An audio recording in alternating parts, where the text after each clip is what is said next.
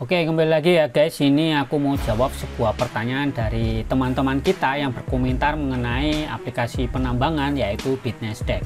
Oke guys, langsung aja ya. Ini pertanyaan pertama itu dari Bank Trading Forex ya. Katanya tolong pencerahannya Bang, karena ada 3 hal yang membuat BitNasdaq kurang meyakinkan. Yang pertama itu adalah keamanan cuma 13%, cek di Google.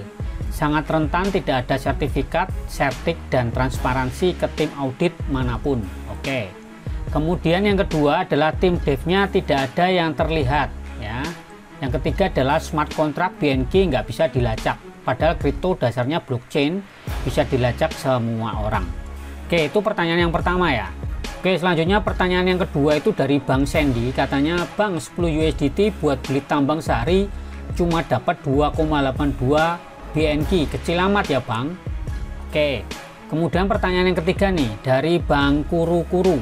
Bang, pendapatan dari mining tiap hari berkurang 0,2 BNK per hari, ini sih perampokan. Nah, oke ya teman-teman ya, dari pertanyaan-pertanyaan tadi coba aku jawab ya guys. Oke teman-teman ya, tanpa berlama-lama langsung aja kita gas. Nah oke guys, langsung tak jawab. Jadi gini Bang, untuk Bank Trading Forex ya, kalau abangnya mau lebih teliti ya dan lebih mau cari tahu, tentunya semua pertanyaan abang tuh bisa dijawab semua guys ya. Jadi gini, kalau abangnya cek di website, abangnya tuh turun ke bawah nih Bang. Nah kalau abangnya turun ke bawah, kalau tanya nih ya tadi keamanannya belum ada sertifikat sertik. Kalau ditanya soal sertik, memang si BitNasdaq ini belum diaudit oleh si sertik. Tapi sebenarnya kalau abang lebih teliti, abang tuh bisa baca di sini ya. Ini ada white paper.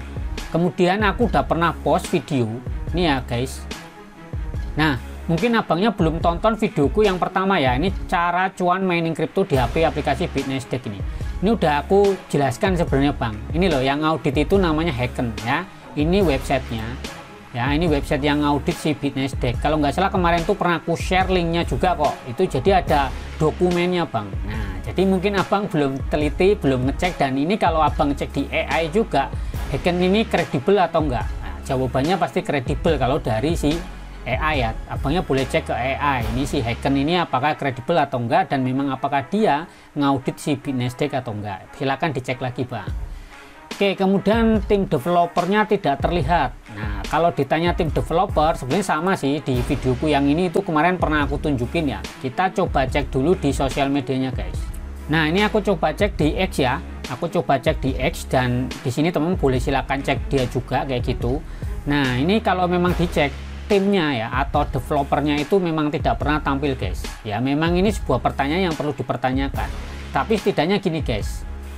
Nah kalau abangnya mau lebih teliti ya, jadi kalau misal pun kita tidak bisa menemukan developernya tuh guys, tapi dia tuh aktif guys, ternyata nggak cuma di acara online ya, dia juga di acara offline, bahkan menjadi sponsor guys. Kalau abangnya cek videoku yang pertama itu data jawab sebenarnya, dan dia tuh jadi sponsor nih guys.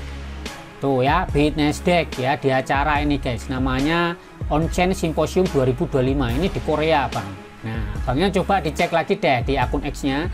Kemudian yang kedua, dia juga mau ikutan di acara yang kedua nih guys. Nah jadi si BitNasdaq ini juga mau ikut acara offline ya, ini namanya Future of Blockchain and Crypto nih guys ya. Kalau dilihat ini ada acaranya itu di Dubai ya, nih Future Blockchain Summit nih guys. Nah kalau abangnya punya waktu, boleh deh dicek di acara ini di Dubai Bang. Kalau mau cek, kalau misalnya belum yakin bisa datang ke Dubai. Nah jadi kalau memang aku ditanya secara detail ya, timnya yang lengkap itu siapa saja, memang aku nggak bisa tunjukkan Bang ya. Mungkin sama-sama kita cari tahu aja Bang. Cuman kalau abangnya lebih detail nonton video ini pernah aku tunjukkan nih Bang. Ini yang ngakunya sih CEO nya BitNasdaq gitu. Ini orang, ini nggak tahu orang mana, cuman dia waktu itu di acara di Korea Bang, di Korea Selatan kayak gitu. Nah itu ya salah satunya. Nah kemudian juga sama nih, ketika abangnya nanyain soal smart contract gitu. Nah itu memang bener banget ya, kalau kita mau cek sebuah token itu harus cek smart contractnya. Sama lagi itu tadi Bang, karena abangnya itu nggak nonton secara detail. Nah sebenarnya di websiteku ini Bang, itu sebenarnya udah aku kasih nih Bang.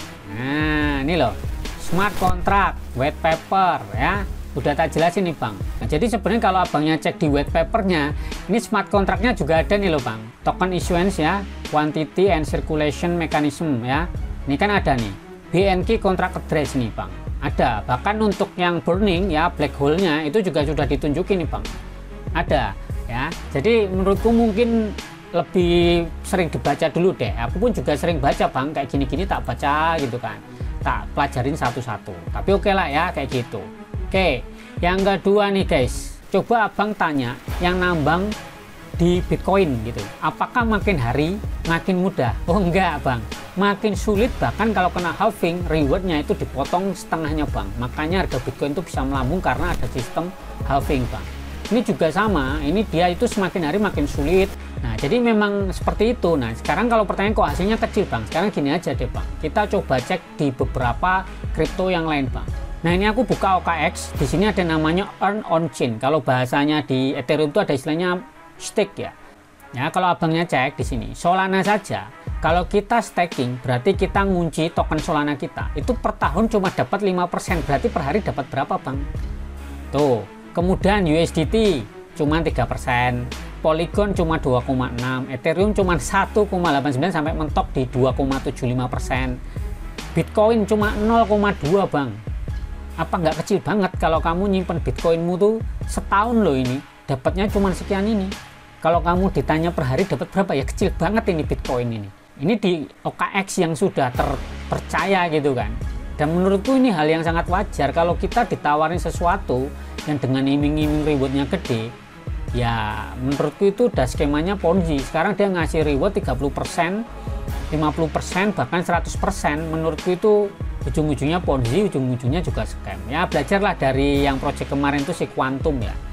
Walaupun aku nggak tahu tanggal 19 nanti dia benar-benar launching atau enggak gitu kan. Kalau launching berarti dia memang nggak kaleng-kaleng, tapi menurutku ya nggak yakin juga gitu kan. Nah itu bang, coba deh dibandingin dengan beberapa token yang lain gitu. Kalau kita ngunci berarti kan kita narok duit kita di situ, beliin token, dikunci nggak bisa dipakai, rewardnya aja cuma segini. Ini Solana yang paling gede gitu kan. Ada Ethereum tuh cuma 2,49, ini tahunan loh, per tahun ya, bukan per hari gitu kan. Ya kecil banget. Kalau kamu punya $100 ya, $100 10%-nya aja itu cuman dapat $10 bang. Kalau 1%-nya itu cuman $1, itu setahun loh bang. Dibagi aja gitu loh. Kemudian yang ketiga nih, ada pertanyaan dari Bang Kuru-Kuru tadi, bang pendapatan dari mining tiap hari kok berkurang 0,2. Ya ini tadi bang, sesuai yang aku jawab tadi bang. Kalau abangnya mau baca lebih detail di sini ya, ini sebenarnya udah sangat sering dijelaskan sih kayak gitu. Dia tuh tiap hari ada pengurangan bang. Kalau mau dibaca ya aku lupa di mana, cuma di sini ya, the mining output will decrease ya, output dari penambangan akan berkurang ya 5% setiap 180 hari kayak gitu, atau totalnya itu 38 reduction ya. Dan mining period will be last for 99 years. Jadi penambangan itu akan selesai, ini semua ditambang total itu 99 tahun bang, baru selesai semuanya ditambang. Nah sekarang kembali ke teman-teman kayak gitu loh. Kalau memang ditanya ya mau cara cepat, menurutku bukan mining gini bang, bahkan mining, staking kayak gitu-gitu bukan cara cepat bang. Ini namanya konsep jangka panjang bang gitu. Kalau abangnya mau cepat ya harus caranya jangan mining, jangan staking, tapi abangnya trading gitu kan. Ya trading aja, terserah mau BNB di sini langsung ditradingkan bisa. Ini mumpung harganya lagi sedikit turun nih ya, sedikit turun, walaupun ini nggak turun banget. Kemarin aku udah beli soalnya waktu harganya murah kayak gitu kan, itu lebih cepat bang. Jadi abangnya beli BNK, ditradingkan, beli murah, jual mahal bang. Itu cepat, kamu dalam hitungan hari mungkin udah langsung kebaca gitu, langsung dapat. Ini misal di sini nih kemarin kamu kalau mau ikutan tuh harganya berapa tuh kan, tuh 0,0108 kayak gitu, sekarang di 0,0123 ya. Kali aja kalau kamu punya 1000 token, belinya waktu murah terus jualnya waktu mahal, ya udah dapat berapa BNK, kan cepet bang kalau mau trading gitu kan. Nah kalau mining itu sebenarnya yang di sini itu menurutku itu nggak beda jauh sama staking, walaupun dikonsep dengan mining gini lah modelnya kayak gitu guys. Tapi ya menurutku pribadi ini hal yang cukup oke, karena kalau perhitunganku kalau cuma ngandalin dari miningnya ini doang, tanpa kita pakai referral, tanpa kita trading, cuma ngandalin reward yang gratisan itu, paling balik modal 6 bulan bang kayak gitu. Makanya harus terus upgrade hash rate gitu kan, dan makin hari pasti pendapatan akan berkurang ya, menurun. Kenapa?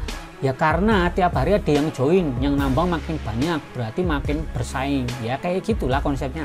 Makin berebut, yang powernya makin kuat ya dia makin menangan gitu, yang powernya cupu ya akan makin tersingkir kayak gitu ya. Ini hal yang wajar di dunia ini bang ya. kayak gitu sih. Cuman kalau masih berpendapatan masih, karena ya potensinya apa, dia masih menghasilkan token BNB. Kedua, kalau dia ada sistem burn tadi yang tak bilang ada pembakaran itu, potensinya itu bakalan naik. Apalagi kalau kita cek di sini BNB kayak gini kan, nah, kita cek aja harian gitu kan, nah, atau di timeline kayak gini nih, tuh lihat ya pertumbuhannya itu gimana gitu loh.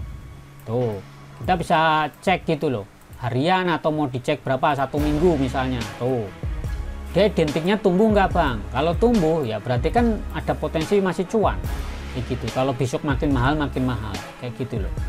Ya monggo sih, kalau mau cara cepat yang menurutku bukan mining, bukan staking, ya abangnya silakan cari itu tadi, bisa pakai trading gitu. Bahkan kalau trading spot pun juga nggak cepat gitu, nunggu harganya naik. Kalau mau cepat ya mainnya future gitu kan. Cuma kan ya itu tadi, semakin besar keuntungan yang ditawarkan berarti semakin besar juga kerugian atau potensi rungkatnya itu juga makin besar resikonya kayak gitulah. Abangnya siap nggak gitu loh. Kalau mau main aman ya itu tadi, main jangka panjang tuh staking atau mining. Kalau rada cepat itu trading, cuman yang mau lebih aman yang mainnya yang spot. Kalau mau yang suka resiko ya, ada istilahnya no risk no Ferrari katanya kayak gitu. Walaupun aku nggak setuju sih, aku lebih seneng mainnya ya main aman aja lah, yang penting jangan pernah rugi gitu, yang penting ada pendapatan gitu kan. Nah, kembali lagi ke teman-teman sendiri sih, kalau memang tidak yakin tidak perlu join kayak gitu. Tapi kalau memang ada keyakinan ya silakan. Dan menurutku teman-teman tuh jangan cuman ngandalin dari informasiku aja, carilah informasi dimanapun berada. Ini yang aku lakukan tiap hari guys. Aku juga cari tahu terus soal BNK, potensinya ke depan gimana. Namanya juga kita nih numpang di ladangnya orang ya, kayak gini kan ini ladangnya orang, kita berharap dapat potensi keuntungan dari proyek yang dia sedang bangun. Kalau kita nggak yakin dengan proyek orang, ya udah bikin proyek aja sendiri, bikin bisnis aja sendiri bang. Begitu sih kalau aku pribadi. Namanya juga kita berinvestasi di proyeknya orang, di bisnisnya orang. Kita kan investor ceritanya di sini. Makanya kita harus riset dulu ini. Walaupun aku juga nggak dengan PD bilang BitNasdaq bakalan terbaik, enggak gitu. Tetap dia sulit juga ngelawan yang gede-gede. Cuman setidaknya kenapa aku lebih senang proyek yang masih awal. Proyek masih awal itu masih bakar duit bang.